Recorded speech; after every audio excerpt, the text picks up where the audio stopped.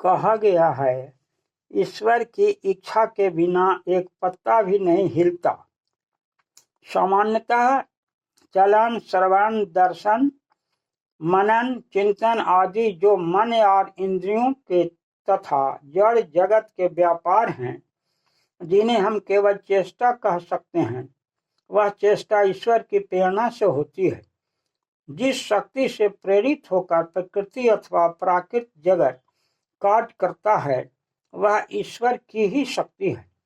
इसलिए ईश्वर की प्रेरणा से ही सब कुछ होता है, ऐसा कहा जाता है। जैसे मशीन को चालू कर देना बिजली का काम है, उसी प्रकार संपूर्ण भौतिक या प्राकृतिक जगत को संचालित कर देना ईश्वर का कार्य है। परंतु बिजली की शक्ति से चलने वाली मशीन का उपयोग करने वाला मनुष्य ही उसके सदुपयोग या दुरुपयोग के लिए उत्तरदायी होता है, न कि मशीन या बिजली। यदि छपाई ठीक नहीं हुई तो मशीन मैन ही उसका उत्तरदायी होगा। बिजली को कोई दंड नहीं दिया जा सकता, यद्यपि उसके बिना मशीन कुछ भी नहीं कर सकती।